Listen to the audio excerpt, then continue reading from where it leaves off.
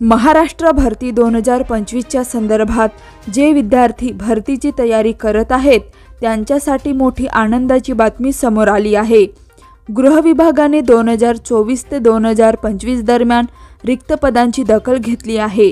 महाराष्ट्र भरती 2025च्या संदर्भात मेगा भरतीविषयी देवेंद्र फडणवीसांनी मोठी घोषणा केलेली आहे। तर या भरतीसाठी मुख्य निकष काय असणार आहेत आणि या भरतीमध्ये उमेदवारांची वयोमर्यादा किती असणार, त्याचबरोबर गृहमंत्र्यांनी सांगितले की नेमकी भरती किती पदांची होणार आहे ते जाणून घेऊया। राज्यातील स्पर्धा परीक्षांची तयारी करणाऱ्या विद्यार्थ्यांसाठी एक आनंदाची बातमी आहे। वन विभागात लवकरच मोठ्या प्रमाणात भरती होणार आहे। तब्बल 12,991 वनरक्षक पदांची भरती करण्यात येणार आहे।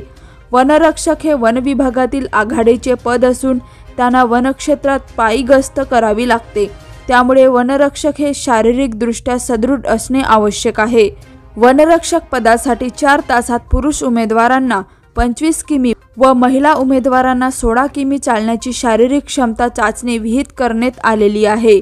भरतीसाठीचे वेळापत्रक अद्याप जाहीर झालेले नसले तरी ते लवकरच प्रकाशित होण्याची शक्यता व्यक्त केली जात आहे। त्यामुळे अनेक परीक्षार्थी तयारीला लागले आहेत। या भरतीसाठी उमेदवाराने इयत्ता 12वी उत्तीर्ण असणे आवश्यक आहे। काही पदांसाठी 10वी उत्तीर्ण उमेदवार पात्र ठरतील। अर्ज करणाऱ्या उमेदवारांचे महाराष्ट्र राज्याचे रहिवासी असणे अनिवार्य आहे। अर्ज सादर करताना शैक्षणिक प्रमाणपत्रे, गुणपत्रके आणि इतर आवश्यक कागदपत्रे जोडणे बंधनकारक आहे। संपूर्ण अर्ज प्रक्रिया ऑनलाईन पद्धतीने होणार असून अर्ज करण्यासाठी वन विभागाच्या अधिकृत संकेतस्थळाला नियमित भेट देण्याचे आवाहन तज्ज्ञांनी केले आहे।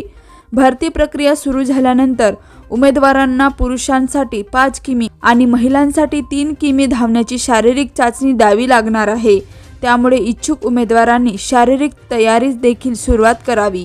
वनरक्षक पदांव्यतिरिक्त वनसेवक, शिपाई, मदतनीस, सफाई कामगार, प्रिंटर ऑपरेटर, रखवालदार आदी पदांची भरती होण्याची शक्यता आहे, अशी माहिती वन विभागातील सूत्रांनी खासगीत दिली आहे।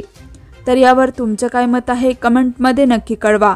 तर अशाच प्रकारच्या ताज्या आणि महत्त्वाच्या बातम्या जाणत रहा आणि आपल्या TV24 समाचार मराठी न्यूज या यूट्यूब चॅनलला लाईक आणि सबस्क्राईब नक्की करा। तोपर्यंत नमस्कार।